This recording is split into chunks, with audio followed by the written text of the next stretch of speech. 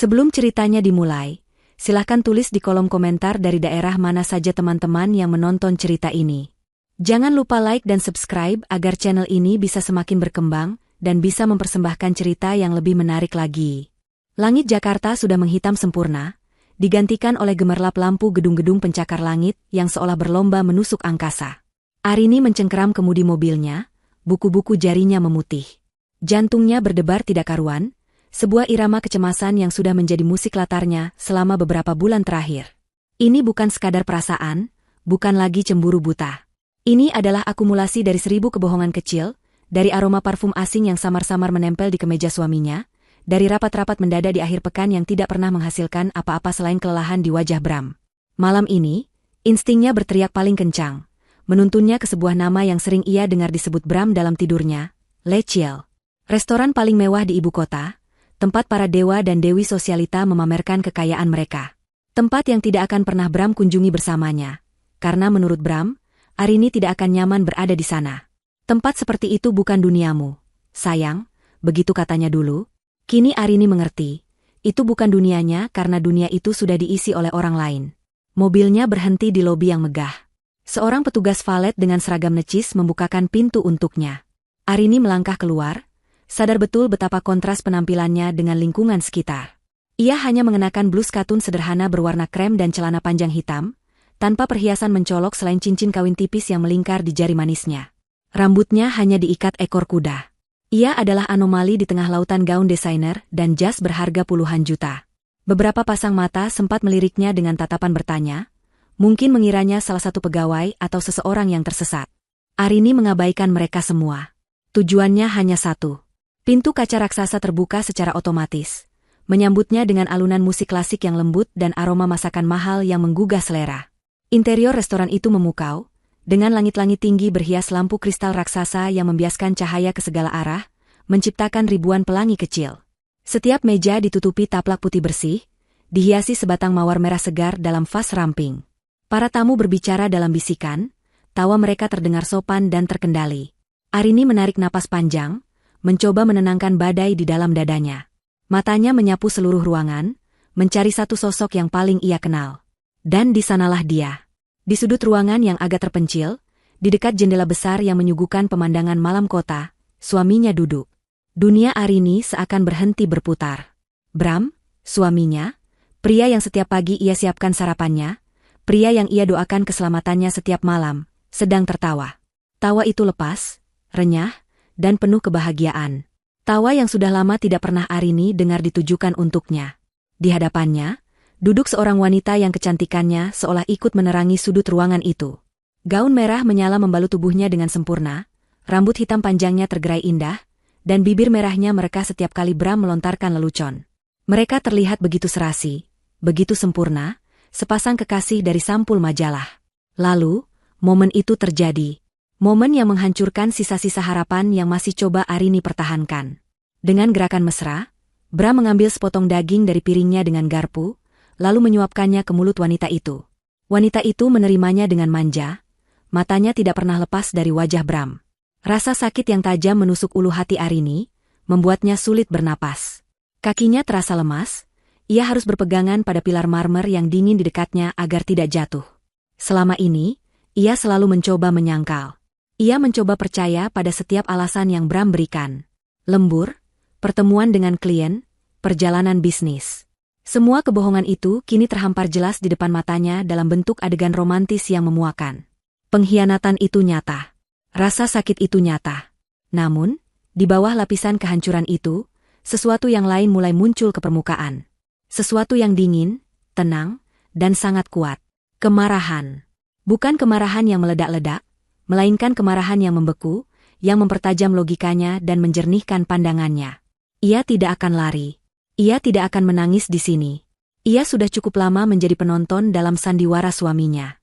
Malam ini, ia akan naik ke atas panggung. Ia akan mengakhiri pertunjukan ini dengan caranya sendiri. Selama bertahun-tahun ia menyembunyikan siapa dirinya, merendahkan dirinya menjadi istri sederhana demi mendapatkan cinta yang tulus. Ia memberikan Bram panggung, memberinya kekuasaan, memberinya dunia yang ia kira ia bangun sendiri. Dan beginilah cara Bram membalasnya. dengan menginjak-injak kepercayaan dan cinta yang telah Arini berikan. Cukup sudah. Malam ini, Bram akan belajar bahwa semua yang ia miliki, semua yang ia banggakan, berdiri di atas fondasi yang dibangun oleh wanita yang sedang ia hianati. Arini melepaskan pegangannya pada pilar. Ia menegakkan punggungnya, mengangkat dagunya sedikit. Setiap pasang mata yang tadi memandangnya aneh kini, ia tatap balik dengan sorot mata yang tajam, membuat mereka cepat-cepat mengalihkan pandangan. Langkahnya mantap saat ia berjalan melintasi lantai marmer yang berkilauan. Suara hak sepatunya yang tidak seberapa tinggi terdengar tegas di tengah denting perak dan bisikan para tamu. Ia tidak lagi merasa seperti orang asing. Ia merasa seperti seorang ratu yang datang untuk mengambil kembali kerajaannya. Semakin dekat ia ke meja itu, semakin jelas ia bisa melihat wajah mereka. Wajah Bram yang berseri-seri karena cinta yang salah. Wajah wanita itu yang angkuh dan puas. Arini berhenti sejenak, mengamati mereka dari jarak beberapa meter. Ia merekam pemandangan itu dalam benaknya, menjadikannya bahan bakar untuk apa yang akan ia lakukan selanjutnya. Ia melihat bagaimana tangan Bram menggenggam tangan wanita itu di atas meja. Cincin kawin yang Arini pasangkan di jari Bram berkilau di bawah cahaya lampu, sebuah ironi yang menyakitkan. Arini menarik napas dalam-dalam, mengumpulkan semua kekuatannya. Pertunjukan akan segera dimulai. Ia melangkah maju, melewati seorang pelayan yang menatapnya bingung. Akhirnya, ia tiba di samping meja mereka, bayangannya jatuh menimpa piring-piring mahal di hadapan mereka berdua. Senyum tipis namun dingin terukir di bibirnya, matanya menatap lurus ke arah Bram yang masih belum menyadari kehadirannya. Makan malamnya kelihatan lezat. Mas, boleh aku bergabung? Suaranya terdengar tenang, jelas, dan mematikan. Musik klasik yang lembut seolah berhenti mengalun. Waktu terasa melambat. Bram dan wanita itu, yang baru saja akan tertawa, membeku seketika. Tawa mereka mati di tenggorokan. Garpu di tangan Bram bergetar sebelum akhirnya jatuh berdentang di atas piring porselen, memecah keheningan yang mencekam. Wajah mereka yang tadinya berseri-seri kini berubah pias, karena keterkejutan yang luar biasa. Mata Bram membelalak, menatap Arini seolah melihat hantu. Keheningan yang pecah oleh suara garpu jatuh itu, terasa lebih pekat dari sebelumnya. Bram menatap Arini dengan mulut sedikit terbuka, otaknya yang biasanya tajam dalam berbisnis kini macet total, tidak mampu memproses skenario terburuk yang menjadi kenyataan di depan matanya. Wanita di hadapannya, yang Arini tebak bernama Luna berdasarkan gumaman Bram dalam tidurnya, adalah yang pertama kali pulih dari keterkejutan. Wajah cantiknya mengeras, tatapan kagetnya berubah menjadi kilatan permusuhan yang tidak ditutup-tutupi. Ia tidak merasa bersalah, ia merasa terganggu. Arini, kamu, sedang apa kamu di sini? Bram akhirnya berhasil mengeluarkan suara, meskipun terdengar serak dan tergagap. Ia melirik panik ke sekeliling, berharap tidak ada kolega bisnisnya yang melihat pemandangan ini. Citranya sebagai eksekutif sukses yang berwibawa bisa hancur dalam sekejap. Sebelum Arini sempat menjawab, Luna tertawa kecil. Tawa yang dibuat-buat, penuh dengan penghinaan.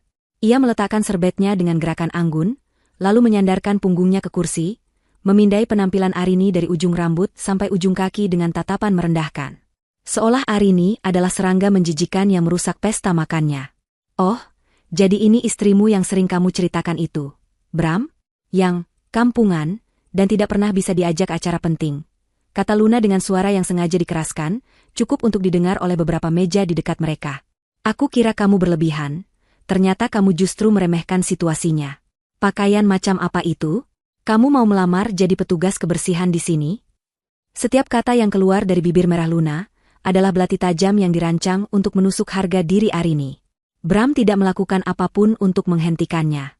Ia hanya diam, wajahnya pucat, terjebak di antara rasa malu dan ketakutan. Keheningannya adalah persetujuan. Dalam hati, Arini mencatat semua ini.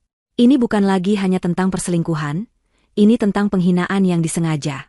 Dengar ya, perempuan desa, lanjut Luna, mencondongkan tubuhnya ke depan. Kamu lihat sekelilingmu? Ini Leciel. Tempat untuk orang-orang berkelas. Tempat di mana satu botol anggur harganya lebih mahal dari seluruh isi lemarimu. Kamu dan Bram sudah tidak selevel lagi. Dia adalah bintang yang sedang bersinar, sementara kamu hanyalah debu yang menempel di sepatunya. Seharusnya kamu sadar diri dan melepaskannya sejak lama.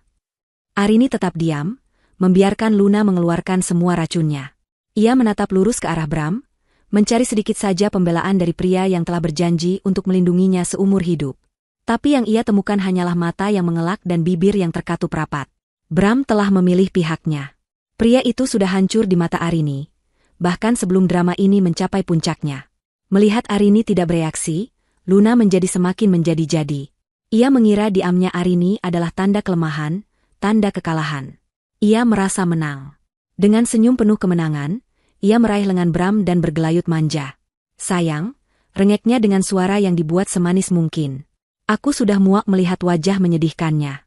Suruh dia pergi, atau lebih baik lagi, selesaikan semuanya sekarang juga. Aku mau semua orang di sini tahu kalau kamu adalah milikku. Ceraikan dia sekarang juga, di sini. Talak 3. Permintaan itu begitu keterlaluan, begitu tidak tahu malu, hingga beberapa tamu di meja lain yang sejak tadi mencuri dengar pun terkesiap. Mereka menatap tidak percaya ke arah meja itu, menantikan babak selanjutnya dari drama yang tersaji gratis di depan mereka. Ini adalah puncak dari penghinaan. Luna tidak hanya ingin merebut suami Arini, ia ingin menghancurkan Arini, melumat sisa-sisa martabatnya di depan umum. Semua mata kini tertuju pada Bram. Pria itu menelan ludah dengan susah payah. Di satu sisi, ada Arini, istrinya, ibu dari anak-anak yang mungkin akan mereka miliki, wanita yang menemaninya dari nol. Di sisi lain, ada Luna, simbol dari kehidupan baru yang glamor, trofi dari kesuksesan yang ia kira ia raih sendiri. Keringat dingin membasahi pelipisnya. Dalam kepanikannya, ia membuat keputusan yang akan menghancurkan hidupnya. Ia memilih citranya, memilih wanita simpanannya. Ia menatap Arini, tatapannya dingin dan final. Ia menarik napas dalam-dalam, siap mengucapkan kata-kata yang diminta Luna. Siap menghancurkan pernikahan mereka di atas sepiring steak wagyu yang belum selesai dimakan. Namun, sebelum sepatah kata pun sempat keluar dari mulut Bram, sebelum kemenangannya terasa lengkap di bibir Luna, Arini melakukan sesuatu yang sama sekali tidak mereka duga. Di tengah tatapan iba dan cemooh dari seluruh restoran, Arini tertawa. Itu bukan tawa histeris orang yang putus asa. Bukan juga tawa getir orang yang kalah. Itu adalah tawa yang tenang, renyah, dan terdengar sangat geli. Seolah ia baru saja mendengar lelucon paling lucu di dunia. Tawa itu memotong ketegangan seperti pisau panas membelah mentega. Semua orang terdiam, bingung. Luna berhenti tersenyum, alisnya bertaut. Efek tawa itu pada Bram jauh lebih dramatis.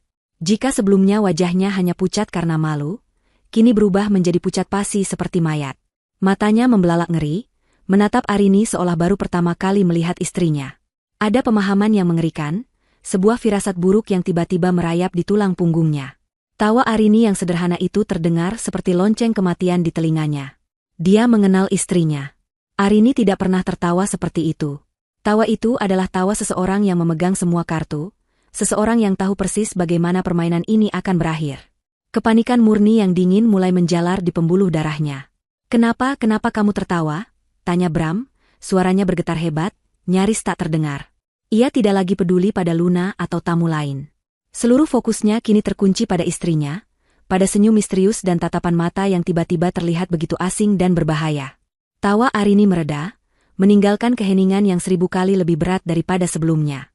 Udara di sekitar meja mereka terasa begitu pekat, seolah bisa dipotong dengan pisau.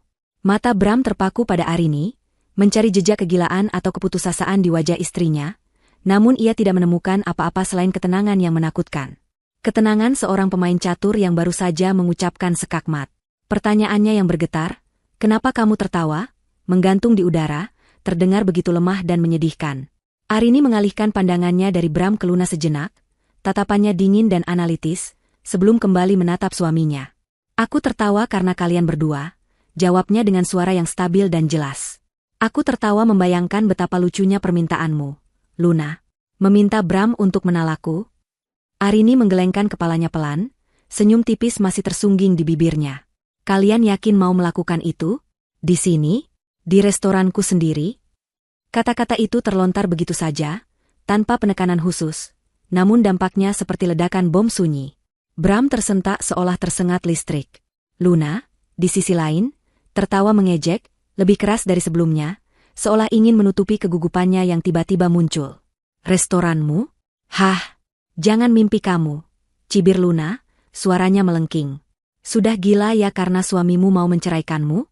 Dengar, perempuan aneh, berhenti mengarang cerita dan cepat pergi dari sini sebelum aku panggil keamanan untuk menyeretmu keluar."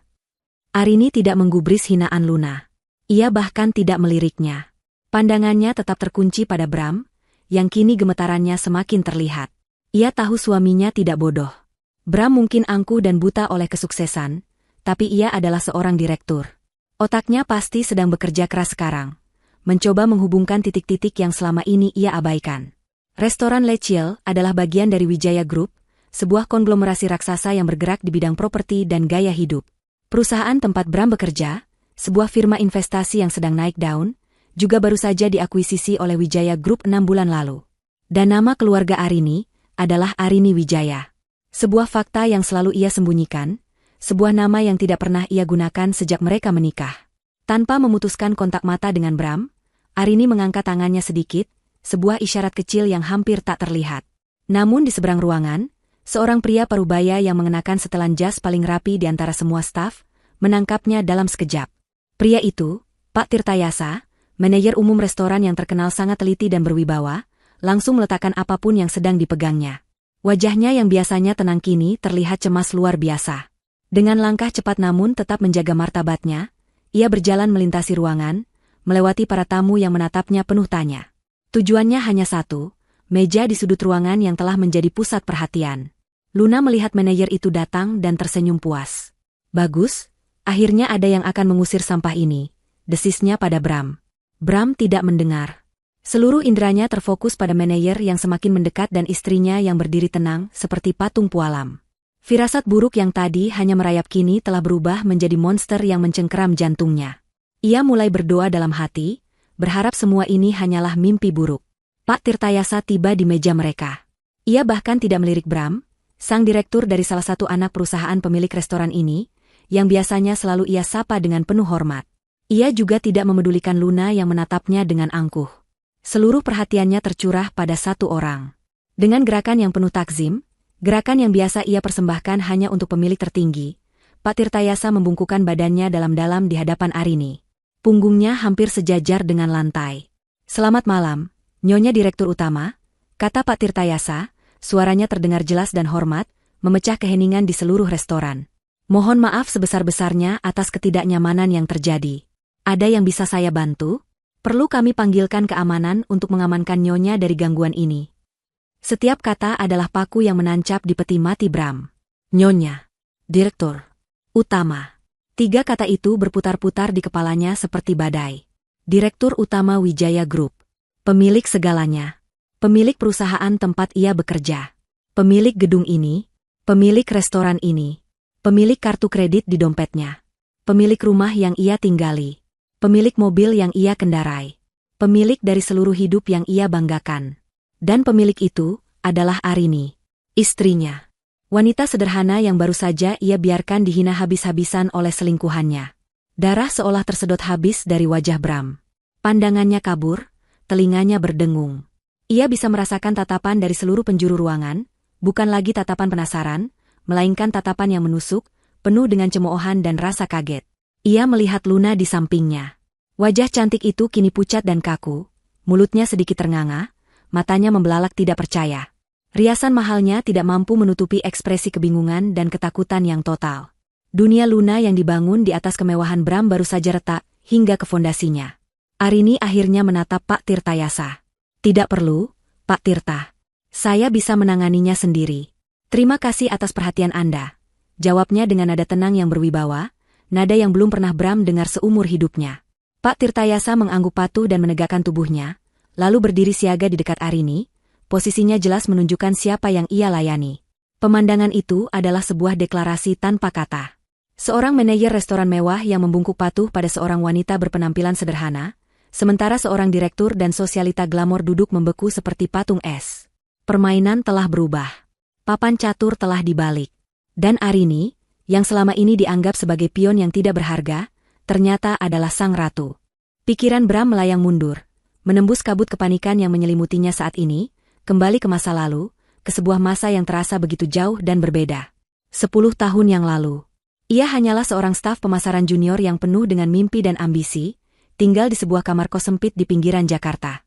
Gajinya pas-pasan, tapi semangatnya untuk menaklukkan dunia tidak pernah padam. Di sanalah, di sebuah kedai kopi sederhana yang sering ia kunjungi untuk bekerja, ia bertemu dengan Arini. Arini saat itu adalah seorang gadis pendiam yang sering duduk di sudut ruangan, ditemani sebuah buku tebal dan secangkir teh. Ia tidak seperti gadis-gadis lain yang Bram kenal. Ia tidak banyak bicara, tidak memakai riasan tebal, dan pakaiannya selalu sederhana. Namun ada sesuatu pada dirinya yang menarik Bram. Kecerdasan yang terpancar dari matanya saat mereka berdiskusi tentang buku, senyumnya yang tulus, dan ketenangannya yang meneduhkan. Bram tidak tahu, dan tidak peduli, siapa orang tuanya atau dari mana asalnya. Ia hanya tahu bahwa di dekat Arini, ambisinya yang membara terasa seimbang. Yang Bram tidak tahu adalah Arini saat itu baru saja kehilangan ayahnya, mendiang Rahmat Wijaya, seorang taipan legendaris pendiri Wijaya Group. Arini, sebagai anak tunggal, mewarisi seluruh kerajaan bisnis itu. Namun warisan itu terasa seperti beban. Seumur hidupnya ia melihat bagaimana harta keluarganya menarik lintah darat, teman-teman palsu, dan para pria yang hanya melihatnya sebagai jalan pintas menuju kekayaan. Sebelum wafat, ayahnya pernah berpesan, harta bisa membeli kesetiaan, tapi tidak bisa membeli kepercayaan. Temukan seseorang yang mau membangun istana bersamamu dari nol, bukan seseorang yang hanya ingin tinggal di istana yang sudah jadi. Pesan itu terngiang kuat di benak Arini. Maka, ia membuat sebuah keputusan radikal. Ia menanggalkan nama Wijaya. Di depan dunia, ia hanyalah Arini, seorang yatim piatu yang bekerja sebagai penerjemah lepas, hidup dari warisan orang tua yang tidak seberapa. Ia menyerahkan kendali operasional perusahaan kepada dewan direksi yang sudah sangat ia percayai, sementara ia mengawasi semuanya dari jauh, sebagai pemilik anonim yang hanya dikenal sebagai Nyonya A. Ia mendambakan kehidupan normal, mendambakan cinta yang tulus. Dan Bram, dengan segala pesona dan ambisinya yang murni saat itu, tampak seperti jawaban atas doanya. Hubungan mereka berjalan mulus. Mereka menikmati kencan-kencan sederhana, makan bakso di pinggir jalan, menonton film di bioskop kelas 2, berjalan-jalan di taman kota. Bram sering bercerita tentang mimpinya menjadi orang besar, tentang rencananya untuk memberikan Arini kehidupan yang layak. Suatu hari nanti, Rin, aku akan membawamu makan di Leciel. Janjinya suatu malam sambil menatap gedung-gedung tinggi. Aku akan pastikan kamu mendapatkan semua yang terbaik. Arini hanya tersenyum, hatinya menghangat oleh ketulusan Bram. Ia merasa telah menemukan pria yang tepat. Setelah setahun berpacaran, Arini memutuskan untuk melakukan ujian terakhir. Melalui jaringan perusahaannya yang tak terlihat, ia mengatur agar Bram mendapatkan tawaran pekerjaan di sebuah firma investasi yang baru dan menjanjikan, PT Cakra Dinamika. Tentu saja, firma itu adalah salah satu anak perusahaan baru milik Wijaya Group yang sengaja ia dirikan. Bram, yang merasa ini adalah hasil dari kerja kerasnya, menerima tawaran itu dengan antusias. Mereka pun menikah dalam sebuah upacara sederhana, sesuai keinginan Arini. Disinilah segalanya mulai berubah, perlahan namun pasti. Dengan sumber daya tak terbatas yang secara rahasia disuntikan oleh Arini, PT Cakra Dinamika melesat bak roket. Proyek-proyek Bram selalu berhasil, investasinya selalu untung besar. Ia dengan cepat naik pangkat, dari manajer, kepala divisi, hingga akhirnya diangkat menjadi direktur. Bram mabuk kepayang oleh kesuksesan.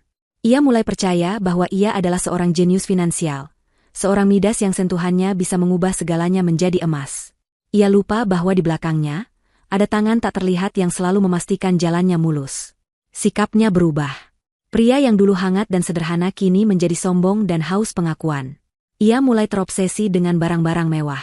Jam tangan mahal, mobil sport, setelan jas dari desainer ternama. Ia mulai memandang rendah orang-orang yang ia anggap berada di bawahnya. Termasuk, sayangnya, istrinya sendiri. Kesederhanaan Arini yang dulu ia puji kini dianggapnya sebagai sesuatu yang memalukan. Sayang, kamu harus lebih merawat diri. Atau, kenapa kamu tidak membeli tas baru? Aku malu melihatmu pakai tas itu terus. Adalah kalimat-kalimat yang mulai sering Arini dengar. Arini melihat semua perubahan itu dengan hati yang pedih. Ia mencoba menasihati, mencoba mengingatkan Bram tentang siapa mereka dulu. Tapi semua nasihatnya dianggap sebagai tanda iri hati, sebagai ketidakmampuan Arini untuk memahami dunia barunya yang gemerlap. Arini memilih diam, berharap ini hanyalah fase yang akan berlalu. Ia terus memainkan perannya sebagai istri sederhana, berharap suaminya akan kembali. Namun Bram justru semakin menjauh, tenggelam dalam dunia sosialita di mana ia bertemu Luna. Puncak dari ironi itu terjadi sekitar setahun yang lalu, pada hari ulang tahun pernikahan mereka. Bram pulang dengan sebuah kotak beludru kecil. Bukan perhiasan, melainkan sebuah kartu kredit berwarna hitam metalik. Kartu kredit paling premium yang hanya dimiliki segelintir orang. Ini untukmu, sayang, katanya dengan bangga. Kartu tambahan dari kartuku. Limitnya tak terbatas. Pakai ini, beli apapun yang kamu mau. Beli gaun, perhiasan, apa saja. Aku sekarang bisa memberimu dunia. Arini menerima kartu itu dengan tangan bergetar. Ia menatap deretan angka di kartu itu, dan merasakan hatinya teriris. Kartu itu memang terhubung dengan rekening Bram. Tapi rekening Bram adalah rekening gaji dari perusahaan milik Arini. Dan limit tak terbatas itu disetujui oleh Direktur Keuangan Wijaya Group atas perintah rahasia Arini sendiri. Bram memberinya sebuah dunia yang sejak awal sudah menjadi miliknya. Saat itu, Arini sadar, ia mungkin telah memenangkan ujiannya, tapi ia telah kehilangan suaminya. Pria yang ia cintai telah mati, digantikan oleh sosok asing yang angkuh ini. Dan malam ini, di restoran ini, semua kepura-puraan itu akhirnya berakhir. Topeng kesederhanaan yang ia kenakan selama 10 tahun akan segera ia tanggalkan. Dunia di sekitar Bram terasa miring. Suara-suara di restoran, yang tadinya hanya bisikan, kini terdengar seperti raungan ombak yang siap menelannya. Wajah Pak Tirtayasa yang penuh hormat pada Arini, dan wajah Luna yang pucat karena syok, semuanya berputar dalam sebuah kaleidoskop mimpi buruk. Ia masih berusaha mencerna 3 kata sakral itu, Nyonya Direktur Utama. Bagaimana bisa? Arini, istrinya, yang setiap hari ia tinggalkan di rumah sederhana mereka, yang menurutnya tidak tahu apa-apa tentang dunia luar selain resep masakan dan urusan rumah tangga, adalah pemilik dari semua ini? Logikanya menolak, tetapi matanya tidak bisa berbohong. Arini, yang kini sepenuhnya memegang kendali situasi, memberikan anggukan singkat kepada Pak Tirtayasa. Ia lalu menatap pelayan yang sejak tadi berdiri kaku di dekat meja. Tolong tagihannya ke meja ini, perintahnya dengan suara yang tenang namun tak terbantahkan. Otoritas dalam suaranya begitu alami, seolah ia telah memberikan perintah seperti itu seumur hidupnya. Pelayan itu tergagap sejenak sebelum bergegas mengambil mesin pembayaran, dan sebuah map kulit hitam berisi tagihan makan malam mereka. Angkanya pastilah fantastis, mengingat menu dan anggur mahal yang Bram pesan untuk mengesankan Luna. Namun, Bram tidak peduli dengan angkanya. Dalam kabut kebingungannya, sisa-sisa kesombongannya masih bergejolak. Ia adalah seorang direktur. Ia yang berkuasa. Ia yang membayar. Ini pasti hanya salah paham. Sebuah lelucon kejam yang Arini mainkan. Biar aku yang bayar, desis Bram, tangannya secara otomatis merogoh saku jasnya dan mengeluarkan dompet kulit buaya miliknya. Ia menarik keluar kartu kredit hitam metalik andalannya, kartu yang menjadi simbol statusnya, kartu yang sama yang pernah ia berikan replikanya pada Arini setahun yang lalu. Dengan gerakan sedikit gemetar, ia menyerahkannya pada pelayan. Gunakan ini. Pelayan itu menggesek kartu tersebut. Mesin berbunyi pelan, lalu layarnya menyala merah. Mohon maaf, Pak, kartunya ditolak, kata pelayan itu dengan sopan, meskipun matanya menunjukkan sedikit rasa gugup. Apa? Tidak mungkin, sergah Bram. Mesin kalian pasti rusak. Coba lagi. Pelayan itu mencoba lagi. Hasilnya sama. Ditolak. Keringat dingin sebesar biji jagung mulai mengalir di pelipis Bram. Luna menatapnya dengan cemas, kilatan keraguan mulai muncul di matanya. Pakai yang ini. Bram membanting kartu platinum perusahaan ke atas meja. Itu kartu korporat, limitnya ratusan juta. Pelayan itu menggeseknya. Ditolak. Coba yang ini. Bram mengeluarkan kartu emas dari bank lain, kartu pribadinya yang pertama. Ditolak. Setiap penolakan adalah sebuah tamparan keras di wajahnya. Harga dirinya dilucuti lapis demi lapis di depan umum. Para tamu di meja lain kini tidak lagi berbisik.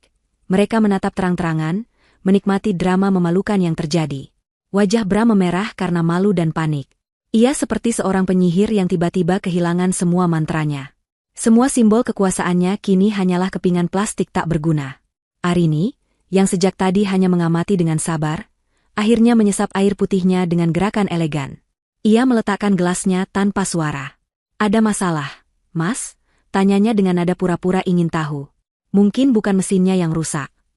Ia berhenti sejenak, membiarkan kata-katanya meresap. Mungkin masalahnya adalah karena semua aset atas nama Bramantio Wicaksono baru saja dibekukan total sekitar 10 menit yang lalu, tepat saat kamu akan menalakku. Pernyataan itu menghantam Bram seperti sebuah godam. Apa maksudmu?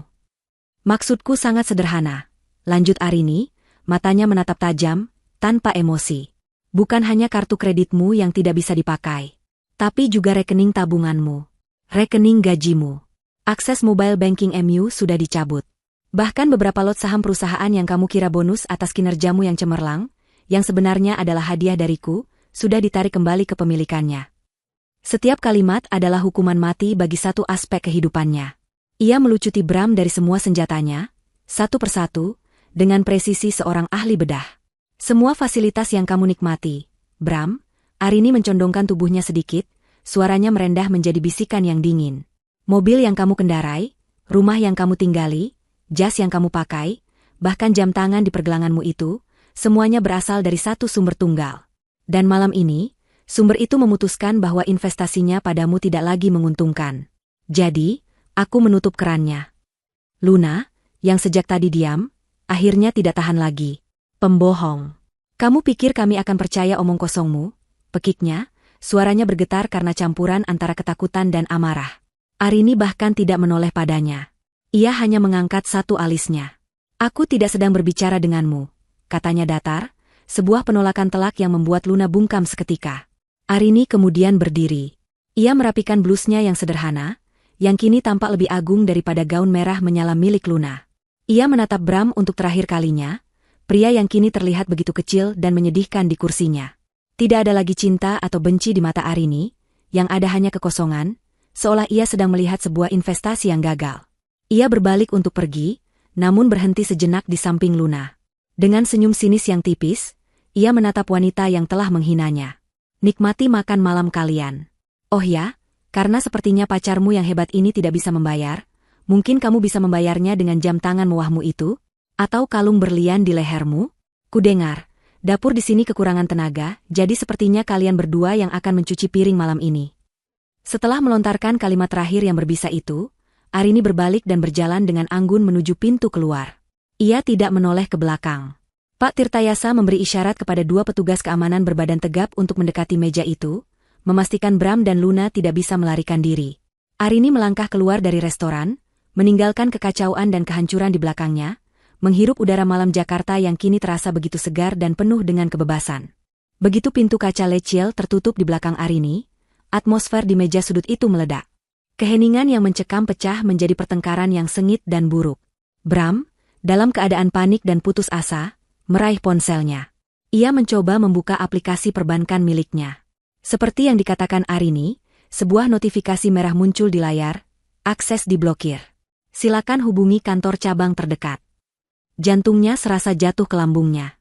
Ia mencoba menelepon manajer bank pribadinya, orang yang biasanya akan menjawab panggilannya kapanpun. Kali ini, panggilannya langsung dialihkan ke pesan suara. Penolakan digital itu adalah bukti yang tak terbantahkan. Semua yang dikatakan Arini adalah benar. Ia bangkrut. Dalam sekejap, ia bukan siapa-siapa. Apa-apaan ini, Bram? Luna akhirnya meledak. Suaranya melengking tinggi, menarik lebih banyak perhatian.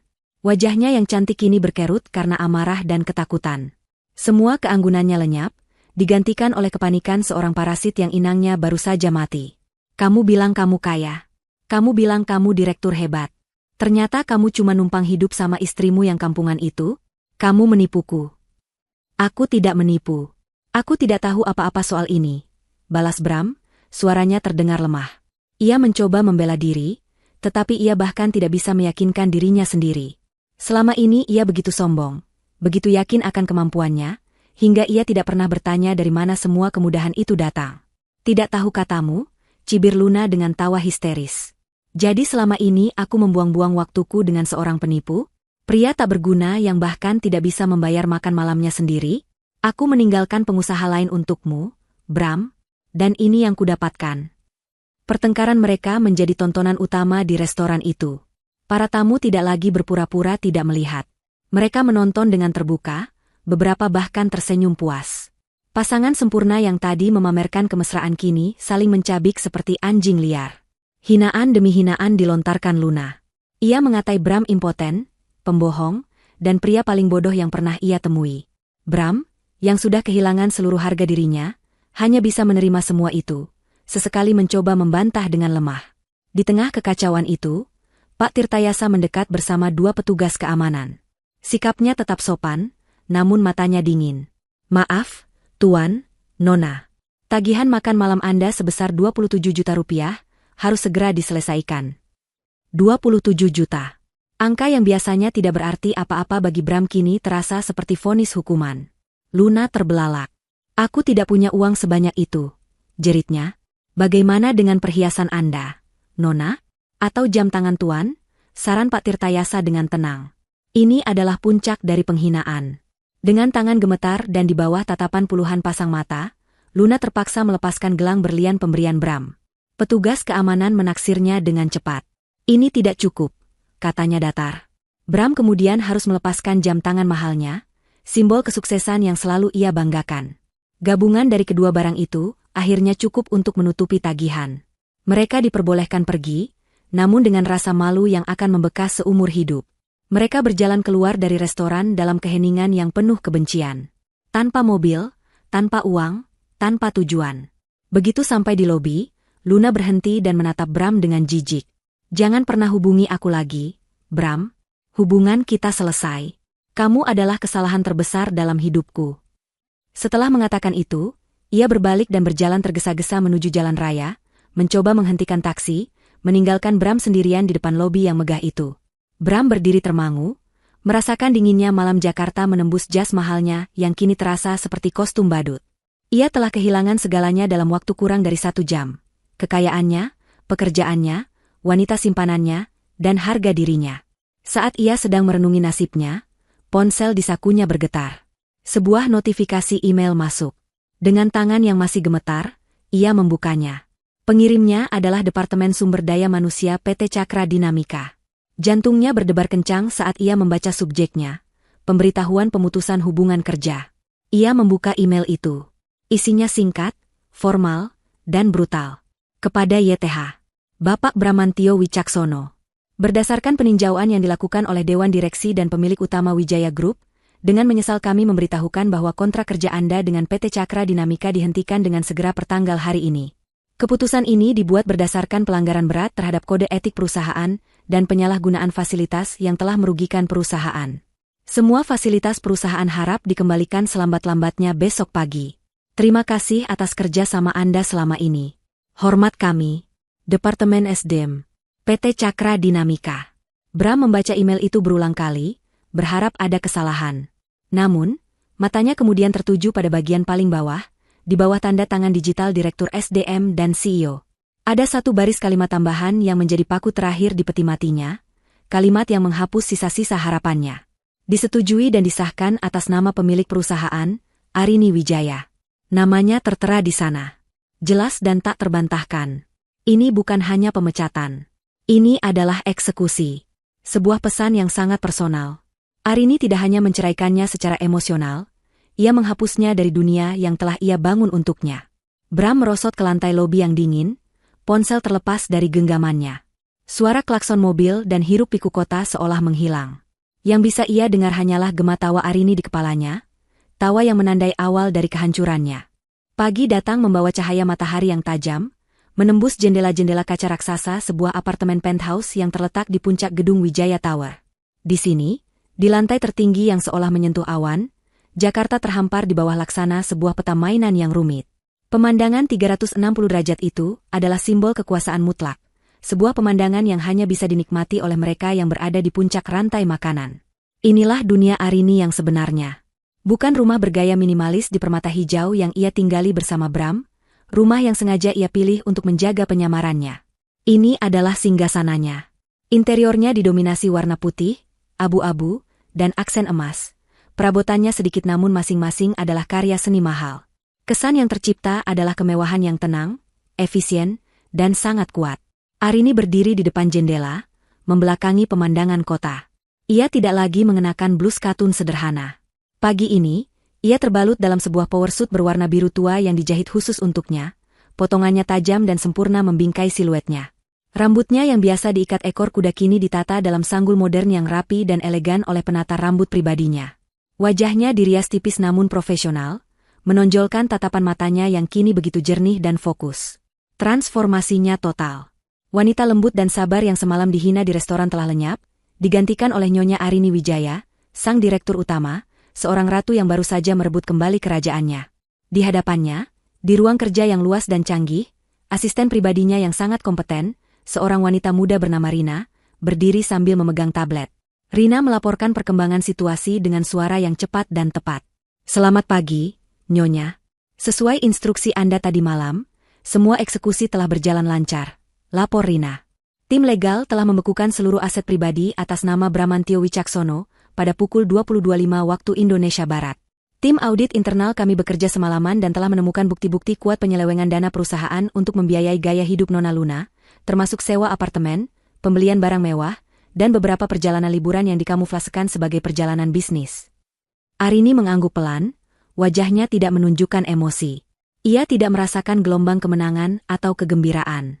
Yang ia rasakan adalah kelegaan yang dingin, seperti seorang dokter yang berhasil mengangkat tumor ganas dari tubuh pasien. Ini bukan balas dendam yang didasari emosi, ini adalah sebuah operasi bisnis yang bersih dan perlu.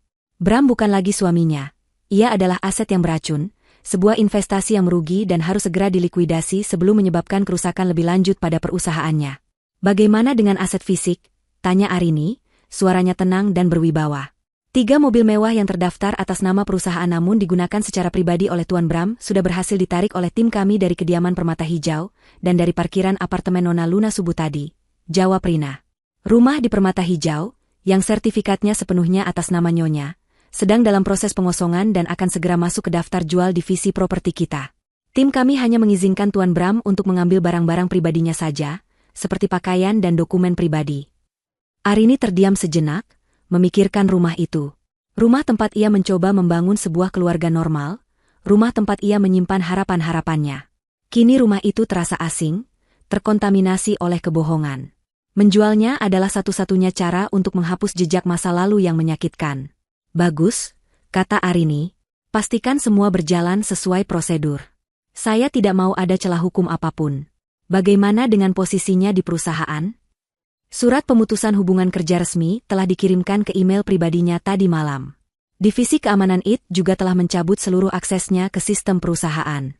Pengumuman internal mengenai pergantian direksi akan disebarkan pagi ini, jelas Rina.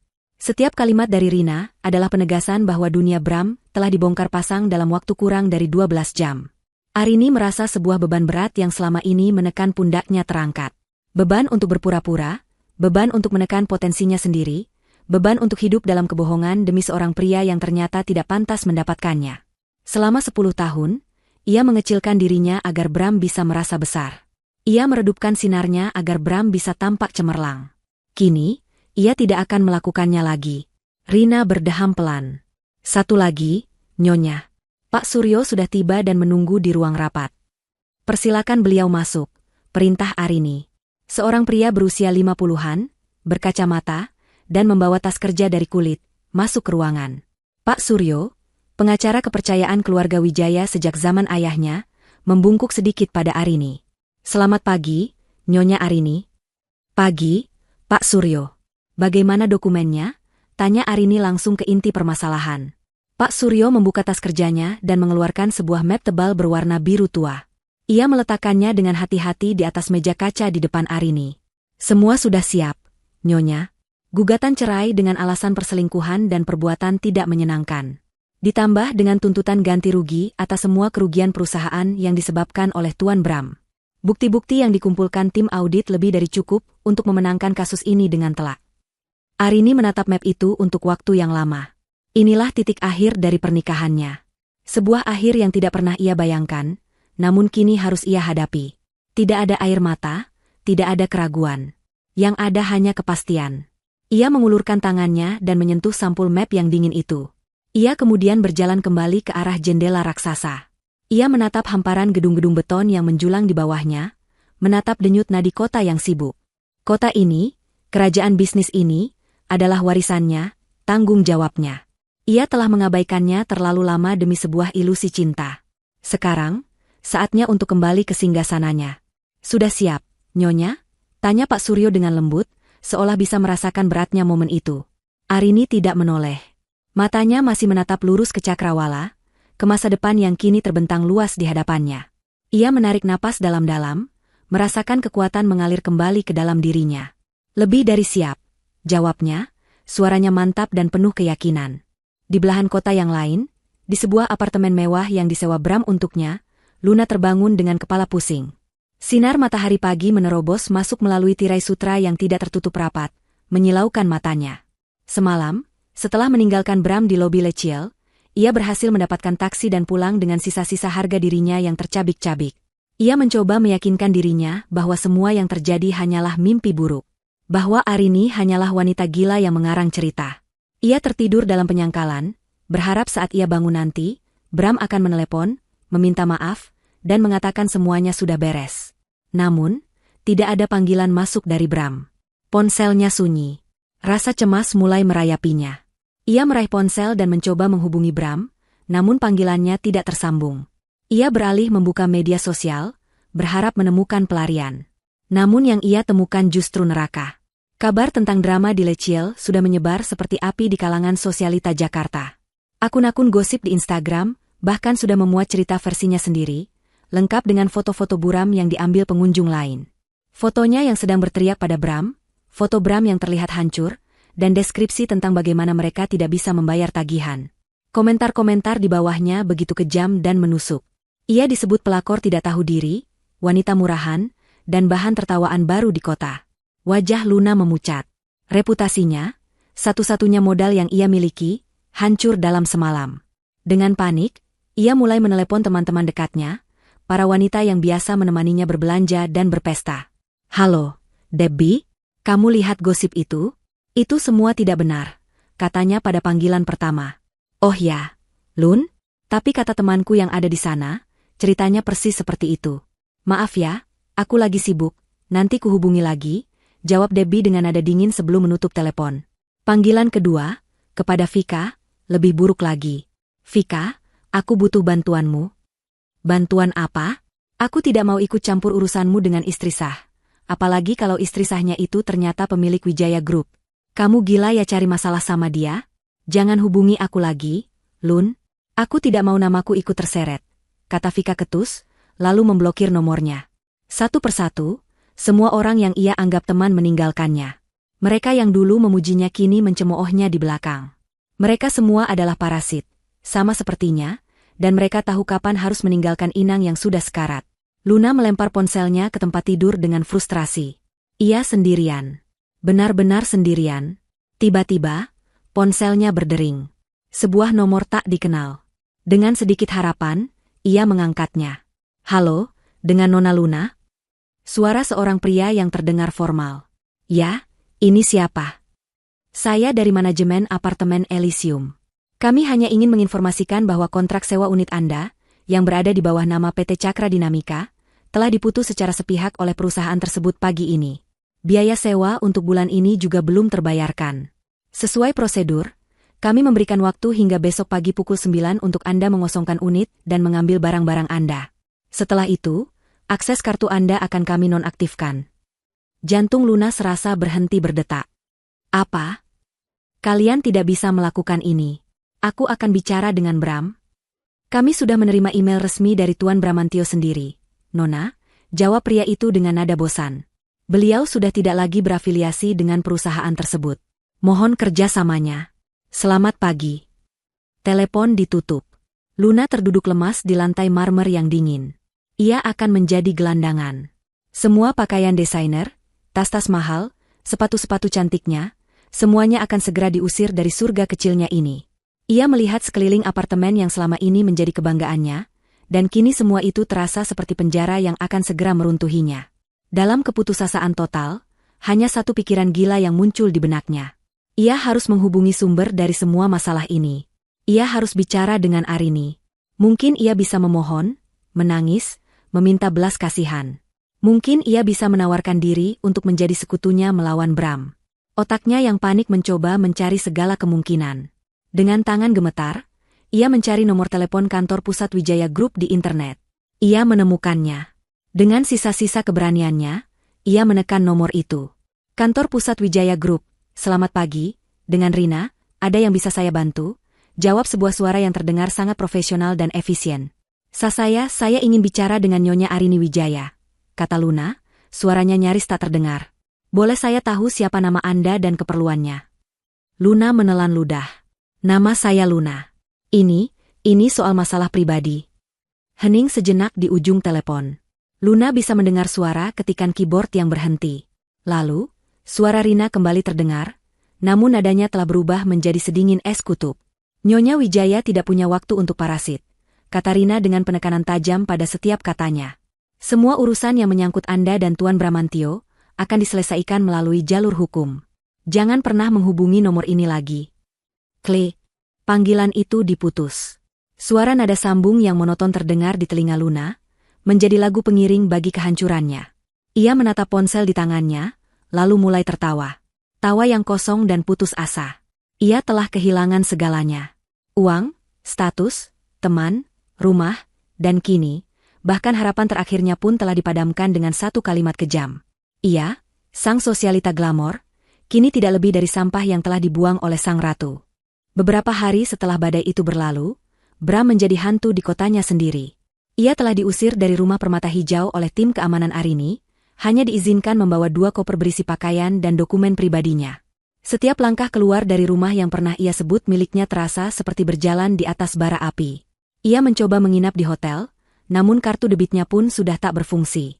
Dengan sisa uang tunai di dompetnya, ia menyewa sebuah kamar pengap di losmen murah di pinggiran kota, tempat yang baunya seperti jamur dan penyesalan. Dunianya yang gemerlap telah menyusut menjadi sebuah ruangan 3x4 meter dengan dinding yang catnya mengelupas. Siang dan malam menyatu dalam kabut alkohol murah dan penyesalan yang tak berujung. Ia menelepon semua orang yang ia kenal, para kolega yang dulu menepuk punggungnya, para teman yang dulu tertawa mendengar leluconnya. Tapi kabar tentang kejatuhannya sudah menjadi legenda urban di kalangan mereka. Panggilannya tidak diangkat, pesannya tidak dibalas. Ia telah menjadi paria, penderita kusta di dunia yang dulu memujanya. Nama Arini Wijaya adalah sebuah tembok tak kasat mata yang kini mengurungnya dari semua kesempatan. Setelah melewati fase penyangkalan dan kemarahan yang membabi buta, ia tiba pada fase terakhir, tawar-menawar yang putus asa. Satu-satunya jalan keluar, satu-satunya harapan, adalah Arini. Ia harus menemuinya. Ia harus membuatnya mengerti. Ia harus membangkitkan kembali Arini yang dulu ia kenal, Arini yang lembut, pemaaf, dan mencintainya tanpa syarat. Dengan sisa-sisa tenaganya, ia membersihkan diri. Ia mengenakan kemeja terbaik yang tersisa, meskipun sudah sedikit kusut, dan pergi ke satu-satunya tempat yang masih menghubungkan mereka, rumah permata hijau. Ia tahu Arini tidak mungkin tinggal di sana lagi, tapi ia yakin Arini akan datang untuk mengurus sisa-sisa barang mereka. Ia menunggu seperti seorang penguntit, bersembunyi di seberang jalan, di bawah naungan sebuah pohon rindang. Berjam-jam ia menunggu, menahan lapar dan panas. Akhirnya, sebuah sedan hitam mewah berhenti di depan gerbang. Jantung Bram berdebar kencang. Arini melangkah keluar dari mobil, diikuti oleh Pak Suryo. Arini tidak lagi terlihat seperti istrinya. Ia terlihat seperti orang asing yang sangat berkuasa, mengenakan blazer putih gading yang membuatnya tampak berkilau di bawah matahari sore. Bram menunggu sampai Pak Suryo kembali masuk ke mobil. Inilah kesempatannya. Saat Arini hendak melangkah masuk menyusul pengacaranya, Bram berlari menyeberang jalan, napasnya terengah-engah. Arini, panggilnya, suaranya serak. Arini berhenti, tubuhnya menegang sejenak. Ia berbalik perlahan. Wajahnya tenang, tanpa ekspresi. Tidak ada keterkejutan, seolah ia sudah menduga Bram akan muncul. Ia menatap penampilan Bram yang kacau, wajahnya yang tidak terurus, dan matanya yang memerah. Tidak ada rasa iba di matanya, hanya penilaian yang dingin. Tanpa pikir panjang, Bram menjatuhkan dirinya berlutut di atas aspal yang panas di hadapan Arini. Ia menanggalkan sisa harga dirinya yang terakhir. Arini, aku mohon, maafkan aku. Isaknya, air mata yang selama ini ia tahan akhirnya tumpah. Aku tahu aku salah. Aku hilaf. Aku telah melakukan kesalahan paling bodoh dalam hidupku. Aku mohon, beri aku satu kesempatan lagi. Arini hanya diam, mendengarkan. Melihat tidak ada reaksi, Bram menjadi semakin putus asa. Ia meraih ujung celana Arini, seperti seorang anak kecil yang memohon pada ibunya. Ini semua karena Luna, Rin. Dia yang merayuku, dia yang menjebakku dengan semua gaya hidupnya. Aku buta olehnya. Dia tidak berarti apa-apa bagiku, aku bersumpah. Yang aku cintai hanya kamu, selalu kamu. Ia mencoba menarik kartu andalannya, kenangan. Ingat tidak? Waktu kita pertama kali bertemu di kedai kopi itu, waktu kita hanya punya mimpi dan sebungkus keripik singkong untuk berdua, aku masih pria yang sama, Rin. Di dalam sini, ia memukul-mukul dadanya, aku masih Bram yang sama, yang mencintaimu apa adanya. Tolong, jangan buang aku seperti ini. Aku akan melakukan apa saja. Aku akan jadi sopirmu, pesuruhmu, aku akan mengepel lantai kantormu seumur hidupku. Asal jangan tinggalkan aku seperti ini. Tangisnya semakin menjadi-jadi. Permohonannya begitu menyedihkan, begitu penuh penyesalan, hingga mungkin bisa meluluhkan hati siapapun. Tapi Arini bukanlah siapapun. Ia telah melewati batas sakit hatinya, dan kini berada di sisi lain di mana emosi tidak lagi bisa menyentuhnya. Setelah Bram kehabisan kata-kata dan hanya bisa terseduh-seduh, Arini akhirnya angkat bicara. Suaranya tidak bergetar, tidak meninggi, hanya datar dan mematikan. Berdirilah, Bram. Kamu membuat pemandangan yang tidak enak dilihat.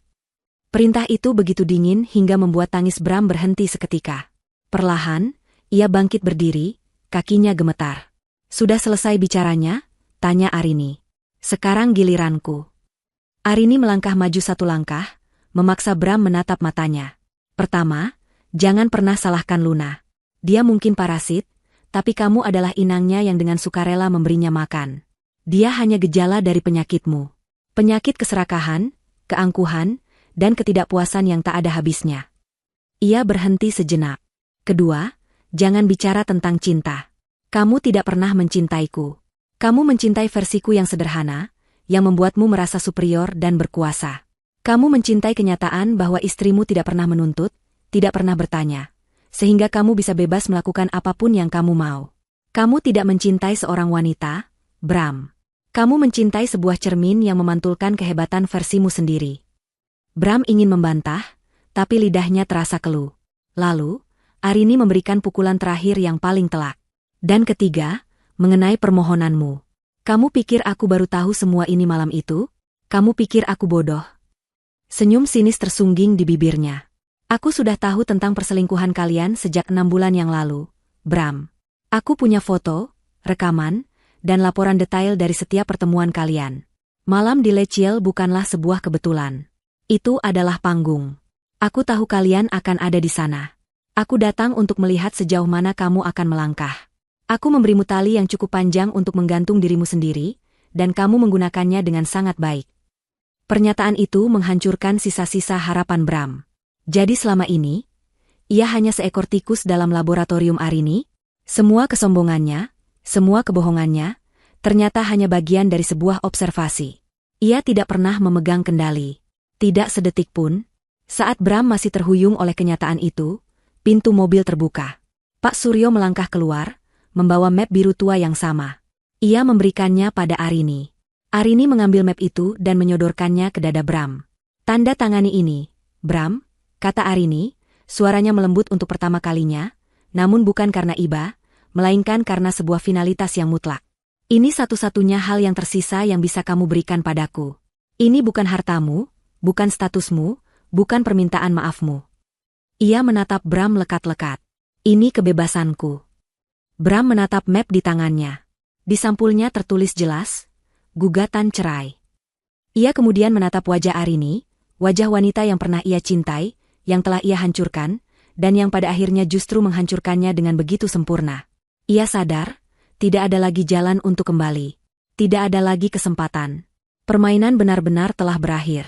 1 tahun kemudian, aula sebuah hotel bintang 5 yang megah dipenuhi oleh deru percakapan yang antusias dan kilatan lampu kamera. Para tamu terhormat, mulai dari pejabat pemerintah, pemimpin perusahaan, hingga aktivis sosial, berkumpul dengan satu tujuan. Di atas panggung yang didekorasi dengan bunga-bunga lili putih yang melambangkan kemurnian dan awal yang baru, Arini Wijaya berdiri di podium. Ia tidak lagi menyembunyikan dirinya.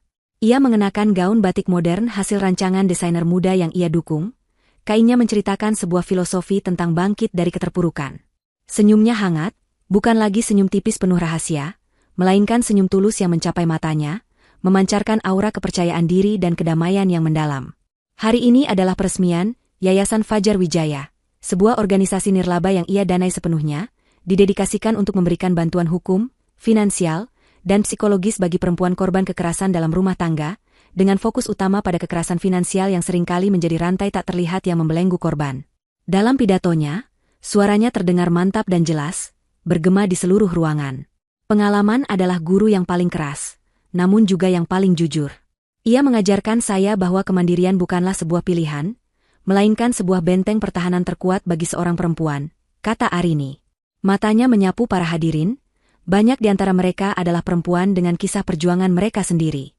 Yayasan ini adalah upaya saya untuk berbagi batu bata dan semen, untuk membantu para perempuan lain di luar sana membangun kembali benteng mereka yang mungkin telah runtuh, bata demi bata, hingga mereka bisa berdiri tegak, menatap matahari, dan merebut kembali masa depan yang sepenuhnya menjadi hak mereka. Tepuk tangan yang membahana bukan lagi sekadar formalitas, melainkan sebuah pengakuan tulus atas perjalanannya. Arini telah berhasil mengubah racun paling mematikan dalam hidupnya menjadi obat bagi orang lain. Ia tidak lagi hanya dikenal sebagai otak bisnis di balik Wijaya Group, tetapi juga sebagai mercusuar harapan. Setelah acara selesai, di tengah kerumunan yang ingin memberi selamat, seorang jurnalis muda dari sebuah majalah perempuan berhasil mendekatinya. Nyonya Wijaya, Anda adalah inspirasi. Anda berhasil melewati badai yang luar biasa dan bangkit dengan begitu kuat. Apa pesan Anda bagi mereka yang mungkin sedang berada di tengah badai mereka sendiri? Arini tersenyum bijak, sebuah senyum yang menyimpan kedalaman pengalaman. Pesannya sederhana. Jangan pernah takut untuk memulai dari awal. Badai memang menakutkan, ia merobohkan segalanya. Tapi ingat, hanya setelah badai reda, kita bisa melihat dengan jelas mana fondasi yang masih kokoh dan mana yang memang sudah seharusnya hancur. Terkadang, kita harus merelakan sebuah bangunan yang kita kira adalah segalanya, untuk menemukan tanah lapang yang jauh lebih berharga untuk membangun sesuatu yang baru, sesuatu yang benar-benar milik kita, diri kita sendiri. Satu pertanyaan terakhir, desak sang jurnalis dengan lembut. Dengan semua yang telah Anda capai, kerajaan bisnis, yayasan ini, apa aset paling berharga yang pernah Anda miliki? Arini terdiam sejenak, tatapannya menerawang jauh, seolah melihat kembali seluruh film kehidupannya. Ia teringat pada Bram yang menjanjikannya dunia, teringat pada dirinya yang dulu mengira cinta adalah satu-satunya harta.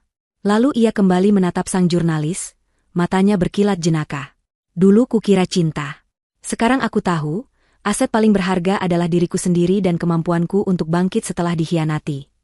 Ia menambahkan dengan nada yang lebih ringan, anggap saja pengalaman kemarin itu adalah pelajaran bisnis yang sangat mahal, tapi paling berharga.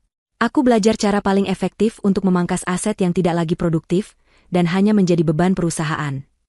Di sudut lain kota yang sama, di sebuah gedung perkantoran biasa yang fasadnya mulai kusam, kehidupan berdetak dengan irama yang monoton dan menyedihkan. Lantai lobi yang seharusnya mengilap kini dipenuhi jejak sepatu basah karena hujan semalam. Seorang pria berseragam biru pudar mendorong ember pelnya dengan gerakan mekanis yang tanpa semangat. Wajahnya kuyu, tatapannya kosong, seolah jiwanya telah lama pergi meninggalkan raganya. Pria itu adalah Bram. Setelah berbulan-bulan terlempar dari surga dunianya, hidup menggelandang dari satu belas kasihan ke belas kasihan lainnya, inilah satu-satunya pekerjaan yang bisa ia dapatkan. Ia, yang dulu pernah duduk di puncak gedung menatap kota sebagai miliknya, kini harus menunduk dalam-dalam untuk membersihkan kotoran dari sepatu orang-orang yang bahkan tidak menyadari keberadaannya. Saat ia berbelok di koridor menuju toilet, ia berpapasan dengan seorang wanita yang berjalan tergesa-gesa sambil membawa setumpuk map. Wanita itu mengenakan blazer hitam dari bahan polyester yang ukurannya tidak pas, dan riasan tipis di wajahnya gagal menutupi lingkaran hitam di bawah mata yang menandakan kurang tidur dan stres berkepanjangan. Wanita itu adalah Luna. Setelah diusir dan diasingkan, ia harus membuang jauh-jauh mimpinya tentang tas desainer dan liburan ke Eropa. Ia berhasil mendapatkan pekerjaan sebagai resepsionis tingkat rendah di gedung yang sama, sebuah kebetulan kejam dari takdir. Kehidupan glamornya telah ditukar dengan gaji bulanan yang selalu habis sebelum akhir bulan dan keharusan untuk tersenyum manis pada setiap tamu, bahkan pada mereka yang bersikap kasar padanya. Mata mereka bertemu hanya dalam sepersekian detik yang canggung. Tidak ada sapaan. Yang ada hanyalah kilatan pengakuan yang menyakitkan, sebuah kejutan listrik dari masa lalu yang menghanguskan, diikuti oleh gelombang rasa malu yang membakar pipi keduanya. Mereka adalah cermin hidup dari kegagalan satu sama lain. Dengan cepat, hampir bersamaan, keduanya membuang muka. Bram mendorong embernya lebih cepat, fokus pada noda kopi di lantai, sementara Luna mempercepat langkahnya menuju lift, seolah-olah mereka adalah dua orang asing yang tidak pernah berbagi ranjang, tidak pernah berbagi tawa, dan tidak pernah hancur bersama di malam yang sama di sebuah restoran mewah. Nasib, dalam ironinya yang paling pahit, telah mempertemukan mereka kembali, bukan sebagai pasangan idaman yang berkuasa, melainkan sebagai dua pecundang tanpa nama dalam drama kehidupan mereka sendiri.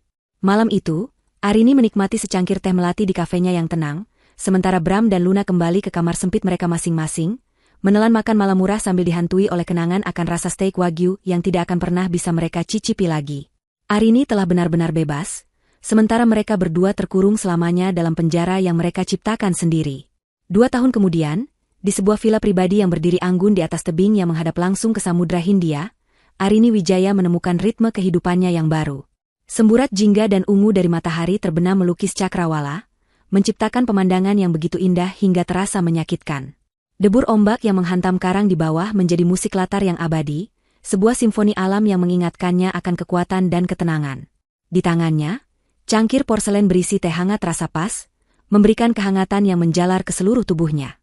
Ia tidak lagi tinggal di penthouse-nya yang megah di Jakarta kecuali untuk urusan bisnis. Tempat ini, tempat di mana ia bisa mendengar pikirannya sendiri, telah menjadi rumahnya yang sesungguhnya. Di sampingnya, duduk seorang gadis muda berusia awal 20-an bernama Maya.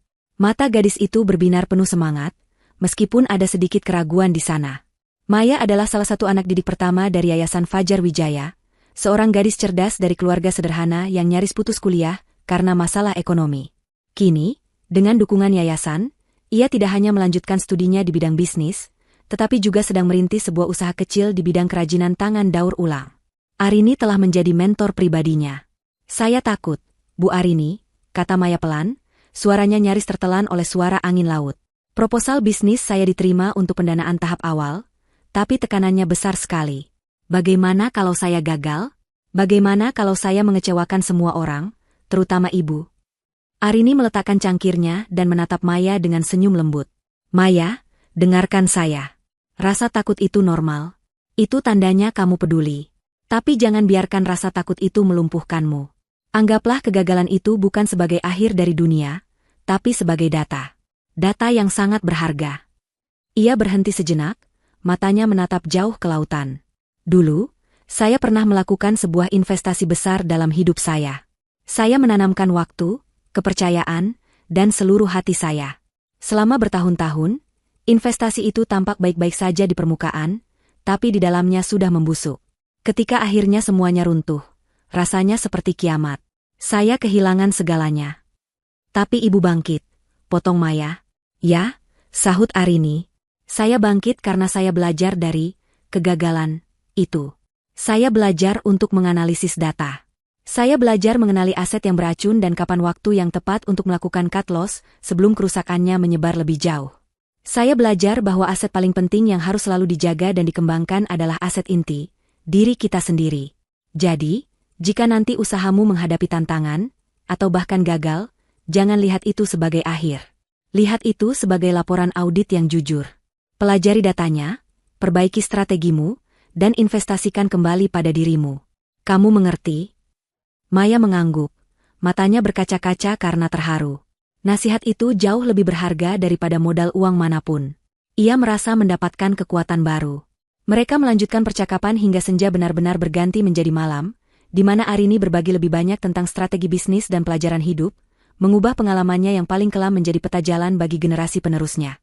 Sementara itu, di bawah langit yang sama yang kini telah gelap dan hanya diterangi oleh lampu-lampu jalan yang kekuningan, jam pulang kerja telah usai. Di area parkir basement yang remang dan pengap, Bram menyandarkan tubuhnya yang lelah pada pilar beton yang dingin. Ia sengaja menunggu. Sejak pertemuan canggung mereka di koridor setahun yang lalu, ia dan Luna telah mengembangkan sebuah rutinitas aneh untuk saling menghindari. Tapi malam ini, Bram merasa tidak tahan lagi. Rasa sepi dan kesia-siaan menggerogotinya hingga ke tulang. Ia butuh seseorang, siapapun, untuk berbagi beban penderitaannya. Tak lama kemudian, ia melihat sosok Luna berjalan ke arah pintu keluar. Langkahnya berat, bahunya merosot. Bram memberanikan diri. "Luna," panggilnya, suaranya serak dan terdengar asing di telinganya sendiri. Luna berhenti, tubuhnya menegang. Ia berbalik dengan sangat perlahan, wajahnya dalam bayangan menunjukkan ekspresi lelah dan jengkel. "Mau apa kamu?" desisnya. Aku hanya berpikir." Bram tergagap, melangkah mendekat. "Semua ini tidak adil. Kita berdua terjebak di sini, sementara dia hidup seperti ratu. Semua ini salahnya. Dia yang menghancurkan kita." Ia mencari-cari simpati di mata Luna, berharap menemukan sekutu dalam kebencian mereka. "Mungkin kalau kita saling membantu." Sebelum ia bisa menyelesaikan kalimatnya yang menyedihkan, Luna tertawa.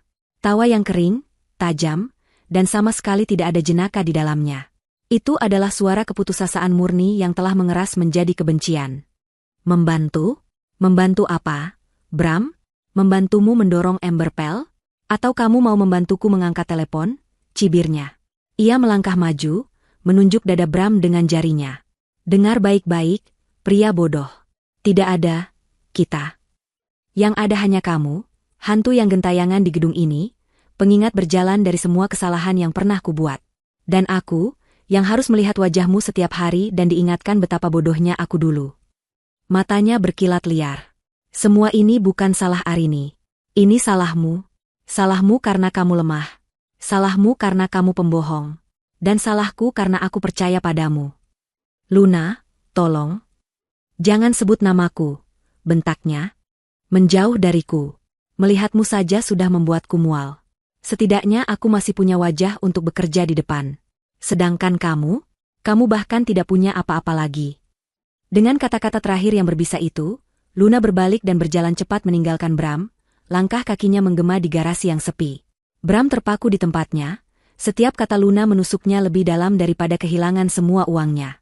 Ia akhirnya mengerti. Bahkan dalam kehancuran pun, mereka tidak bisa bersatu. Kebencian mereka satu sama lain sama besarnya dengan penyesalan mereka. Ia sendirian. Benar-benar sendirian dalam kegelapan. Jauh dari sana, di teras vilanya, Arini menatap hamparan bintang yang bertaburan di langit malam yang bersih. Ia tidak lagi memikirkan masa lalu, tidak lagi mengingat nama-nama yang pernah memberinya luka. Pikirannya kini dipenuhi oleh masa depan. Rencana untuk membangun pusat pelatihan keterampilan di samping yayasannya, prospek investasi di sektor energi terbarukan, dan perjalanan ke pelosok negeri yang ingin ia jelajahi.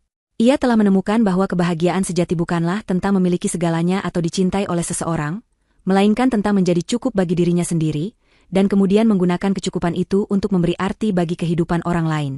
Dan di bawah tatapan alam semesta yang luas dan tak terbatas, Arini tahu, dengan kepastian yang menenangkan, bahwa fajarnya yang baru telah benar-benar tiba, dan kali ini, tidak akan ada badai yang bisa meredupkannya lagi.